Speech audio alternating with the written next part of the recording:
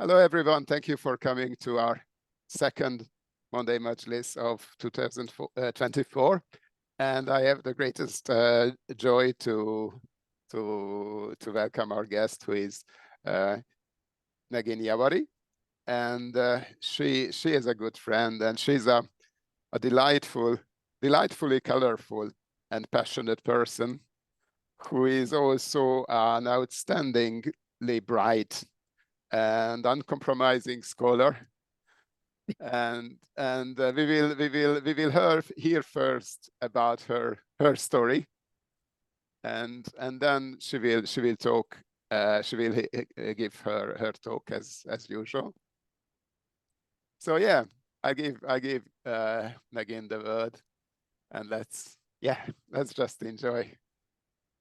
Well, hello, Istvan. Thank you so much for this opportunity. Thank you to everyone who is here. As we were talking about what it is that I will be talking about today, and as for Istvan said, well, you should focus on any lessons you may wish to impart to colleagues. So I just can think of one lesson, which is to never do anything my way. So whatever I say, you can just do the opposite, and that'll probably be the best advice I can give you. But my own, I'll begin with a short story of how it is that I ended up studying medieval Islamic history. I was an undergraduate at Georgetown when the Islamic Revolution happened in Iran, and I was studying international economics at the School of Foreign Service.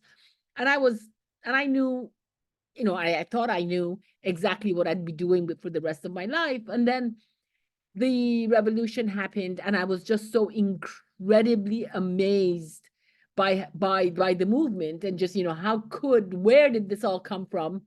So I switched. Oh, and at Georgetown, our professor of modern Middle East history, I decided to take a course in modern Middle East history, and the professor there at Georgetown was Thomas Ricks, who was a Peace Corps volunteer in Iran, and had been my history teacher at my school. For eighth grade, I had Thomas Ricks as my history teacher, and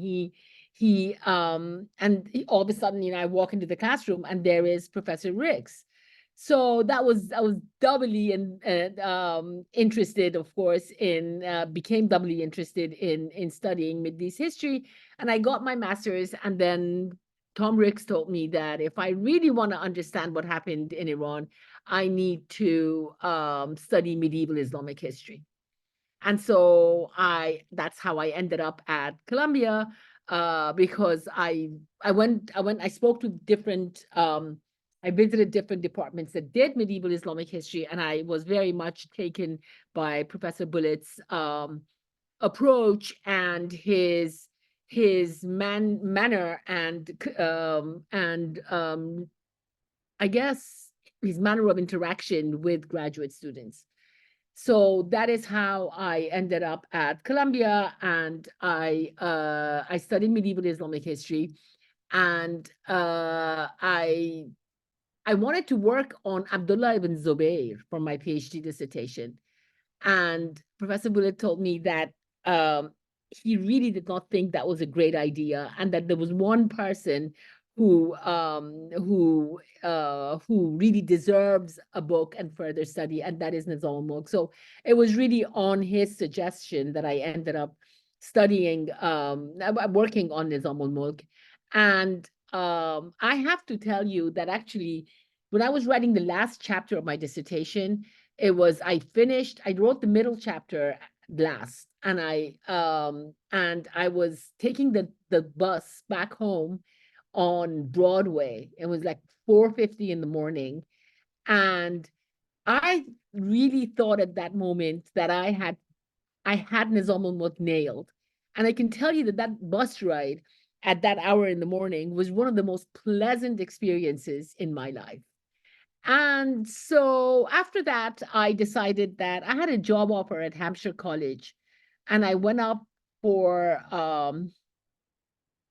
and I thought about it very hard. And I decided that I really want to learn more about Islam. and I still don't know anything about Islam. So I turned down that job offer, and I went to Iran, and I taught there for 2 years. And then after that, I went to Oxford, and I got a fellowship at the Oxford Center for Islamic Studies. And after that, I got a job with the Institute of Islamic Studies, with the entire spectrum of Islamic institutions, and a very, very varied career, workplaces. And then and all this time, of course, I'm working on Nizam al-Mulk. And at Oxford, I had the good fortune of speaking to a whole lot of medievalists. Of course, none of them were working on Islamic mirrors for princes, but a lot of people who were working on on pre-modern political thought.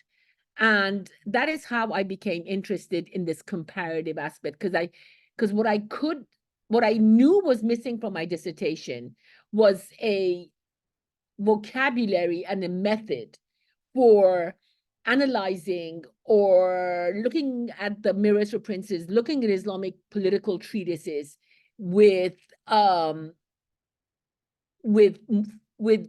adequate depth. And that vocabulary and that method was so much more readily available in whatever I read. I spent hours on end at the Bodleian, and whatever I read from European political thought was just so much more, I thought it was so much more developed from a methodological point of view. And it was through that engagement with mirrors with the secondary literature, or mirrors in translation from different cultural traditions, that I really that my first book on Islamic political thought was born, on the Advice for the Sultan book. It was there that I understood, like this, what exactly, or became interested in exploring this question of what do we mean when we say something is Islamic, or when we say something is, in the case of Mirrors for Princes, and in the case of Islamic and Nizam al-Mulk, of course, the most readily, the question that jumps at you is that every single person who has written about Nizam al-Mulk has said something to the effect of him bringing in pre-Islamic precepts into or pre-Islamic political thought, meshing that with Islamic political language and Islamic political ideals. And I took a lot of courses in graduate school, as I'm sure everybody in the audience has, and I never really understood what that could ever mean. Like, what does it mean for Nizam al-Mulk? Does he carry pre-Islamic Iranian political precepts in his genes, in his blood? I mean, what exactly does that mean? What is Iranian about him? Because, the extent of the evidence for Nizam al-Mulk bringing in pre-Islamic models was his references to Ardashir, or to Anushirwan, or other Islamic pre-Islamic Iranian dynasts. But you find that in a whole motley of sources. I mean, that is certainly not limited to Nizam al-Mulk, or even to Persian historians, political thinkers from an Iranian background. So that is, for example, that is one of the reasons why I had to read further, and I felt that, I can't publish a book on Nizam al-Mulk without publishing a book on how to read Islamic political thought, which is why the sequence changed. So I just basically wrote the second book first and published that, and then came back to the question of Nizam al-Mulk. And from Nizam al-Mulk, then the question was, okay, so my claim is that, Bullet asked me, Neguin, when I was writing my dissertation, he said, the question you need to be focusing on is this: is Nizam al-Mulk like the last one in a long chain of viziers who are very prominent and very well respected, such as, Ali ibn Isa, or the Barmakids, or others like them? is he one in that long line of viziers, or is he a new beginning? And I thought that, he won't, I thought about this question a lot, and I figured, he wouldn't be asking it if the answer was the former. So it's got to be the latter. So now I have to go find out what the latter is, how is he different? And the one thing that I could gather from reading, for spending so many incredible long years with Nizam al-Mulk, is that he is different because he had a vision for the future. That when he thought about policies, when he thought about projects, he was thinking about the future. And so that sort of got me into this. Okay, so of all the, he is Shafi'i, he is Ash'ari, he's very happy about being Shafi'i, very proud of being Shafi'i, extremely proud of being Ash'ari. What is he doing with all these Sufis? And so my next project after the Nizam al-Mulk book was published in 2018 has been on Sufism and what is it about the 11th century which may be considered, may be used to explain the rise in prominence of Sufi actors, and of course, most importantly, the rise of Sufi movements as opposed to Sufi leaders around whom a bunch of devotees coalesce. And finally, the question of how do we here is the Islamic world in the 11th century, in the 12th century, then the Mongol invasions happened. But throughout this process, what you're seeing is that there are new currents, there is historical change. But how is that historical change? How can we trace those changing currents and occurring developments in subsequent centuries? And so, of course, the sort of natural bookend to any project on religious change in Iran, at least, or in the Eastern Islamic world, is the rise of the Safavids and the gradual Shiification of Iran. And so, with that sort of, I was very, very interested in understanding what was going on in Iran between Nizam al-Mulk and the Safavids. So that is really my current project. Thank you. Can you hear me? Is it working? Is my microphone working? Can you hear me? Yeah, we can hear you. Okay. Thank you. Thank you, Neguin.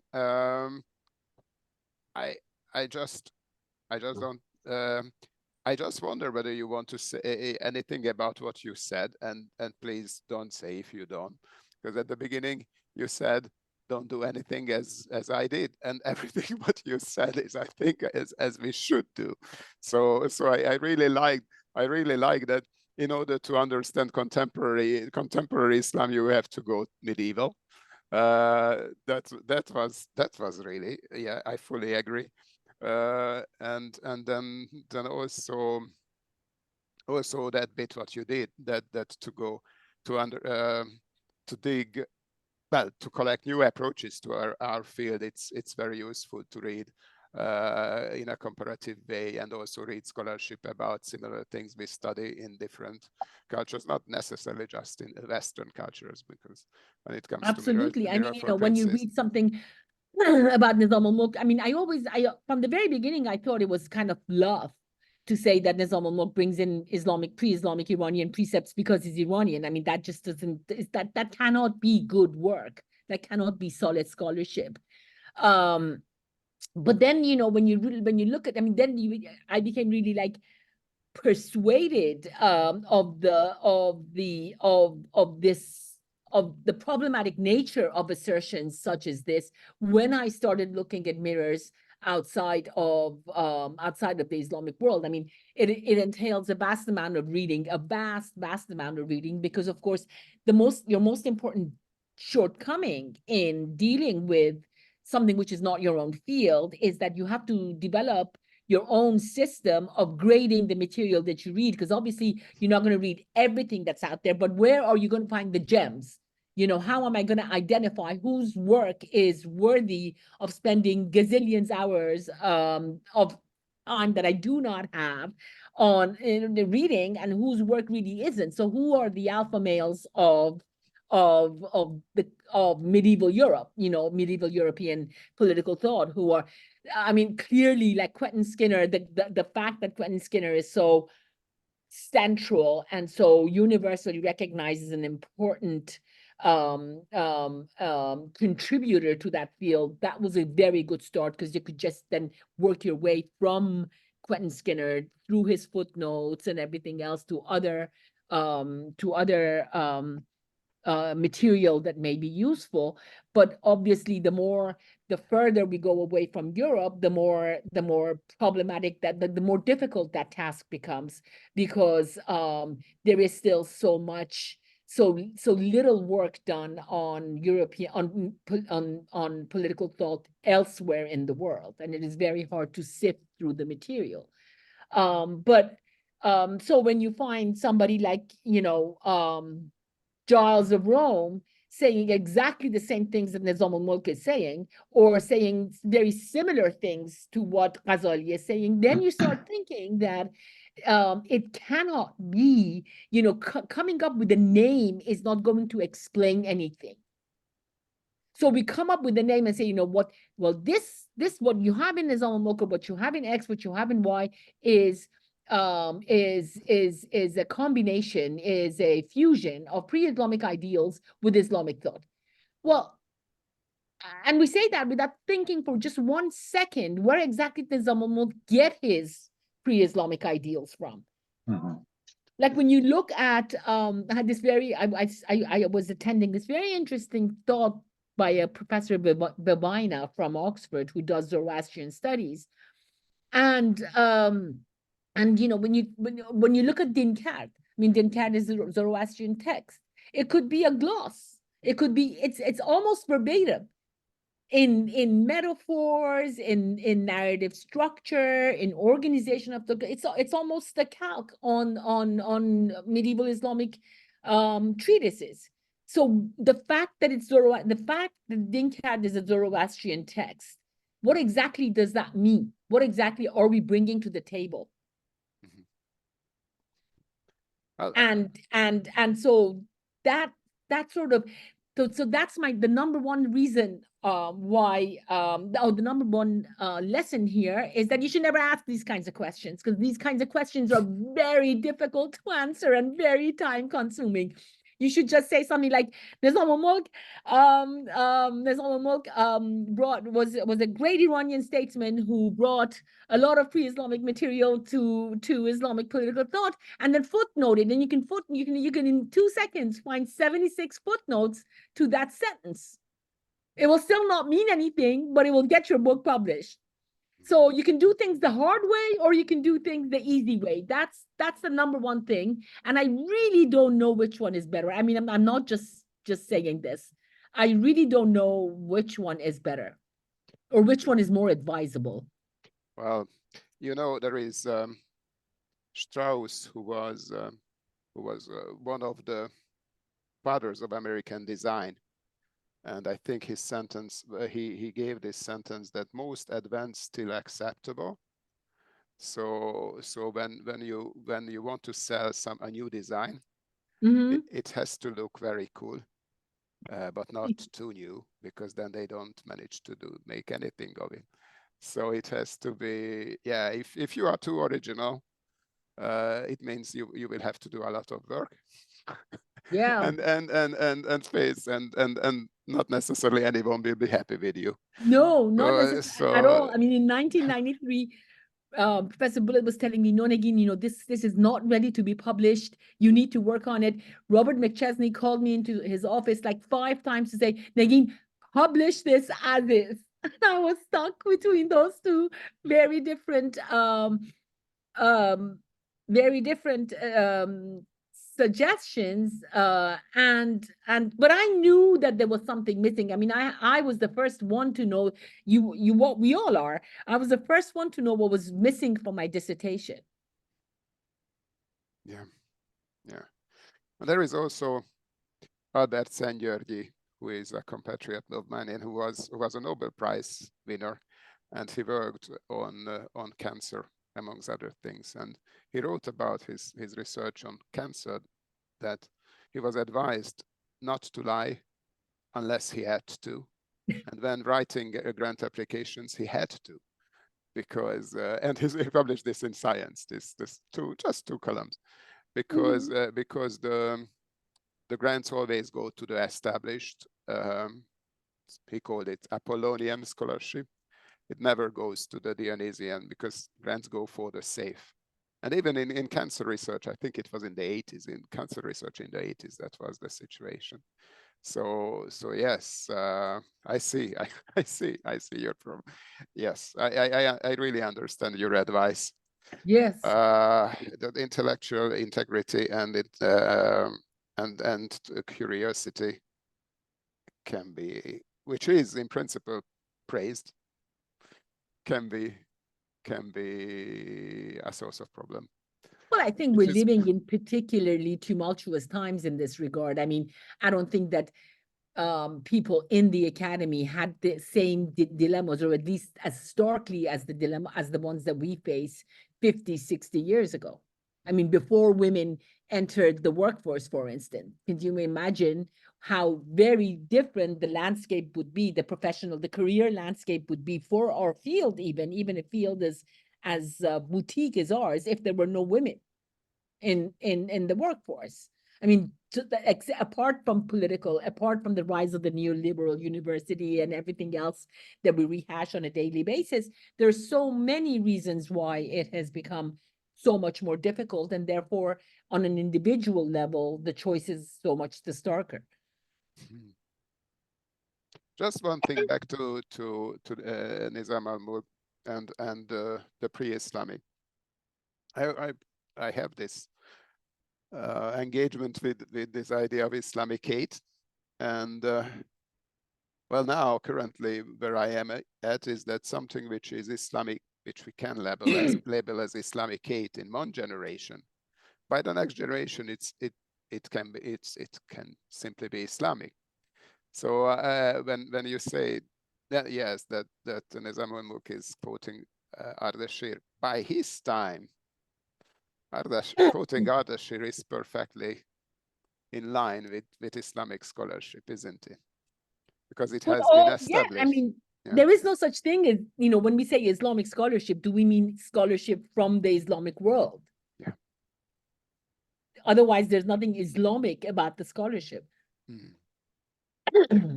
And I also think that, I mean, now another controversial thing that I say, and I see again, that this is an example of a thing you should never do. You should never say for no good reason why you think Islamicate is just an awful category. But, and I never use Islamicate myself, because Islamicate, I think, just either there's a political agenda,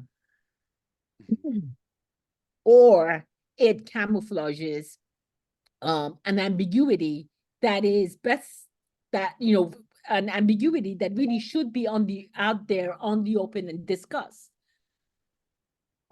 So to say something is Islamic versus Islamic is to say that you don't exactly know how it fits with something which is Islamic.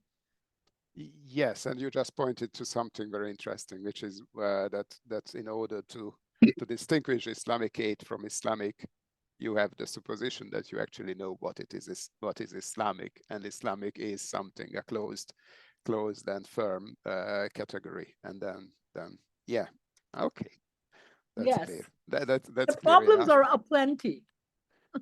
Yes, and although I think Hodgson was really trying to, well, I think it is useful, if for nothing, to start thinking about it. So Hodgson did a great job of introducing it. But okay, again, anything else what we shouldn't do? No, enough. I think we should go back to Sufism. It's a much better, it's a much better subject. Yalla, yalla. Yalla. All right. So I'm going to bring my paper up. All right. So my presentation today is called, my topic today is Sufi movements and contestable periodization schemes.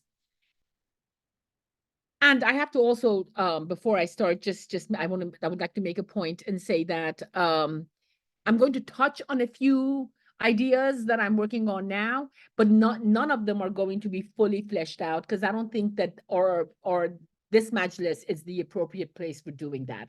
But I hope to draw your attention to the points that to the issues that I'm grappling with, and hopefully we'll get the chance to discuss them further in the Q&A. So I shall begin now. In the conclusion to a short essay on early modernity and the world beyond Europe, Seth Silverberg writes that shifting the Eurocentric lens associated with the concept of early modernity and acknowledging the existence of horizontal continuities and multiple early modernities may lead to implications that some might find uncomfortable, such as acknowledging that some countries outside Europe might have entered their own version of early modernity before the Western world, but it is still important to challenge such preconceived notions. It is exploring that possibility of an early modernity before the Western world that is the subject of my presentation today.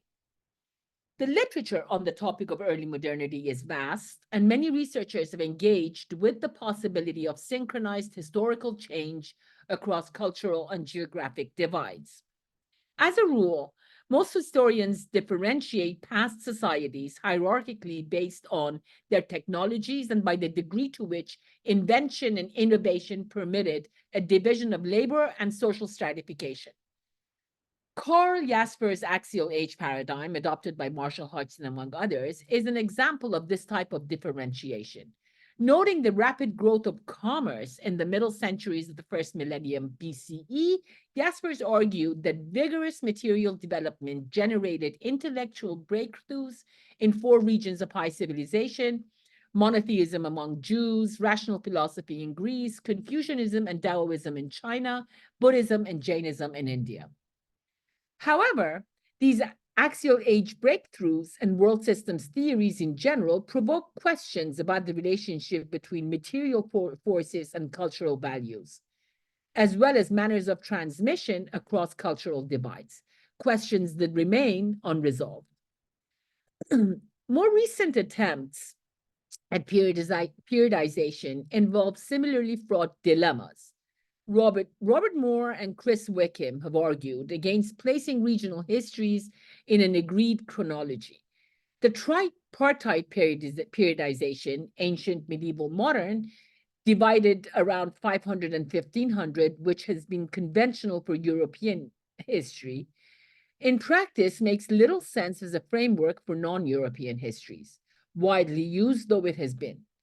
However, and as argued by many regional historians, periodization can serve as a necessary rejoinder to the stereotype of eternal changelessness, a change often levied against non-European histories. As a compromise solution, Robert Moore has proposed an age of global intensification from circa 500 to 1500 to replace the tripartite division. In that vein, and more directly to the question of how to periodize a global early modernity, Alan Strathern has suggested that many characteristics of European imperialism, such as notions of cultural supremacy and civilizing discourse, the erection of imperial bureaucracies, the monetization of the economy, military fiscalism, and the classificatory projects of imperial ethnology may be extended to Asian examples. Therefore, we ask, is early modernity to be divorced from social, economic, and political changes that follow it? And are we prepared to eschew socioeconomic parameters and fix the early modern period solely on the basis of religious change, as Jonathan Sheehan and others have proposed? To this question, Strathern has suggested a changed relationship between the clerisy and the state that began in the middle centuries of the first millennium BCE with the rise of transcendentalist systems of thought found in Abrahamic monotheism and certain strands within Hinduism, Jainism, and Buddhism. These traditions rested on clericies that gained power and privilege through interaction with authoritative texts and teachings and developed institutions that were often more resilient than states, he writes. Although initially antagonistic to states, by the early centuries of the first millennium CE, they achieved unity with imperial power. Crucially, Strathern concludes, they displayed their capacity to survive and expand even as imperial vehicles crumbled around them in the 500 to the 1500 period. In this manner, they formed the engines of cultural formation and homogenization par excellence. Now, most students of Islamic history would agree that the rise of Sufi movements induced fundamental changes to the relationship between the clerisy and the state, but the when and the how of the process remains a matter of dispute. The rise and spread of Sufi movements in tandem with the fall of the Abbasids, a protracted process that began in the mid-9th century and continued unabated until the Mongol invasions of the mid-13th century, is a commonplace in conventional narratives of pre-modern Islamic history. In that narrative, a mystical dimension to Islam was born sometime late in the 9th century and developed as a spiritual alternative to the legalistic Islam of the ulama. Further, the golden age of Sufi vitality coincided with the fragmentation of the Islamic world into multiple polities and confessions that lasted from the mid-13th to the mid-18th century, when colonial interventions derailed indigenous modes of social, political, and economic life and reset the clock. Told as such, the history of the Islamic world in the contemporary period is severed from that which transpired in the pre-colonial past. If Sufi movements and currents dominated large swaths of the Islamic world in the 16th and 17th centuries, they are mostly absent from textbook accounts on the modern history of the Islamic world, the contours of which are held to have been determined by the encounter with Europe beginning in the 1800s, rather than by currents and developments that may have percolated in the region over long centuries. Now, there may have been ascetic, pietistic, or Sufi luminaries, and even spiritual communities that coalesced around them since the earliest days of Islam. But the political engagement of the Sufi Reformation that altered the landscape of the Islamic world had its roots in the political crisis that engulfed the Islamic domains in the 11th century. At that critical juncture, it had become increasingly clear that the de facto formula for Abbasid rule, a caliph in Baghdad and one or several strongmen, usually Turks, holding the empire together, could no longer be sustained. Resolving that political crisis and pushing back against attempts to resuscitate the caliphate with inoperable notions of Islamic legitimacy attracted the energies of intellectuals from all walks of life. At stake was the very scope and purpose of government in a properly ordained Islamic society. Now, apart from political decentralization, the 11th century also witnessed an intensification of factional violence between Hanbali Sunnis and Shiis in Baghdad. In the East, however, sectarian strife was inter-Sunni between Hanafis and Shafis. It was in this context of increasing intransigence and frequent outbreaks of violence that Sufi movements gained ground and gradually rose to prominence. Their robust and explicitly anti-sectarian stance earned the patronage of prescient politicians such as Nizam al-Mulk, who died in 1092, as I have argued elsewhere. Of the Sufi leaders of the 11th century, Nizam al-Mulk's close associate, al-Qushayri, who dies in 1085, lamented in his Shikayat al-Sunnah bima nalahum min al-mihna, complaints of the Sunnis on the tribulations that afflicted them. Al-Qushayri lamented sectarian proclivities among the Sunnis, which he blamed for the increasing popularity of non-Sunni interpretations of Islam. Al-Qushayri's lamentations are echoed in the writings of Alauddin Semnani, who dies in 1336, a Sufi master with a prominent presence at the court of the Ilkhanid ruler Arghun. Semnani presented the Sufi creed as a new religion, a fifth mazhab distinguished from the other four. It is, he wrote, the most balanced of persuasions, in which the four rightly guided caliphs and Muhammad's progeny and his disciples are all praised. It is built upon the principle of community and consensus, and comprises all that is esoteric and material, and desists from slander and raising accusations of heresy and infidelity against anyone who prays to the Kaaba. As we shall see, an unsectarian worldview cloaked in sectarian terminology is also the hallmark of Naqshbandi political thought, a Sufi order that emerged in the 14th century. For spiritual leaders who claim to shun mundane affairs, Sufi masters placed a heavy premium on proximity to power, as we've seen with the Sufis who befriended Nizam al-Mulk, or in the case of al-Simnani, who enjoyed prominence at the Ilkhanid court some 2 centuries later. That conundrum is nicely captured in a modern collected biography of Naqshbandi sheikhs by the Egyptian Sufi master and poet Yasin ibn Ibrahim al-Sanhuti, who dies in 1935.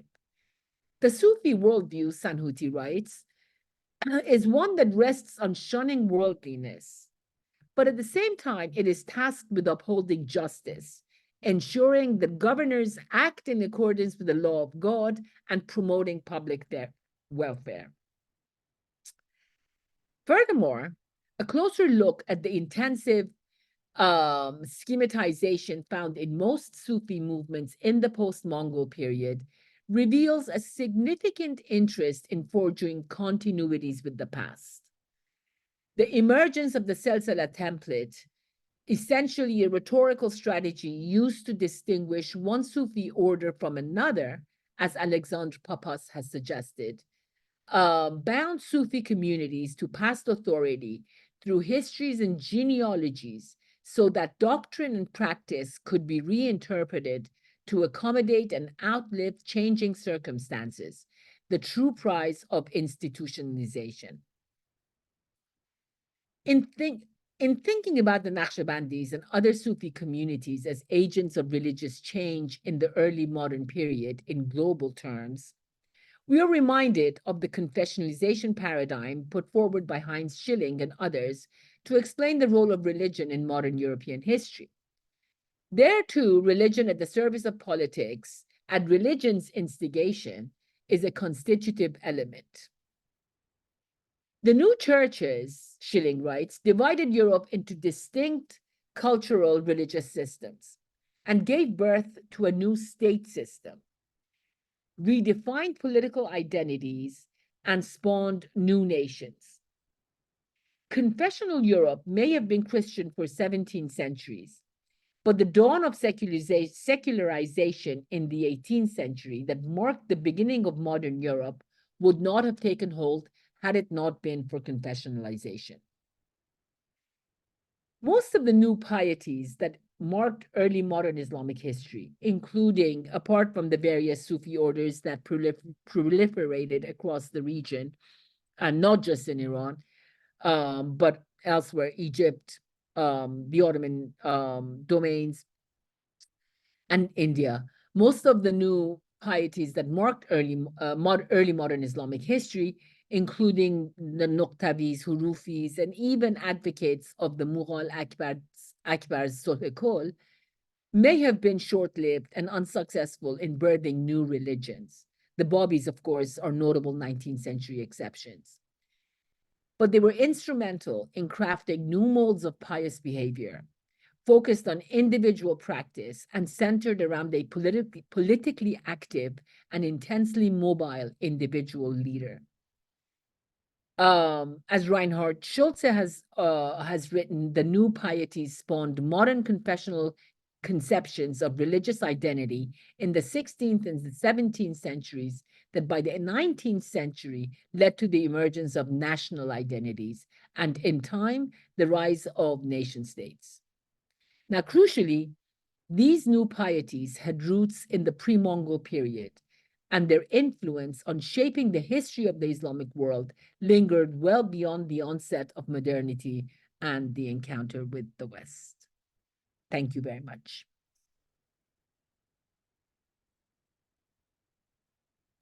Well, thank you very much. And again, I'm sure we will have many questions. This was a talk which I think I will really re-listen and re-listen every single sentence again and again, because it's really condensed and a lot of thoughts in it. Before we go to the question and answers, Stefan, you will be our next speaker. Would you just announce your topic for next week? Or sure, I suppose I can do that. Can you hear me okay? Yes, yeah, perfectly. Okay, great. Yeah, so hello all. I'll be speaking next week in a kind of similar vein, actually, to Neguin's work, where I've recently written a book about a prominent vizier, an active thinker and writer, about whom we know a lot, some of which is true.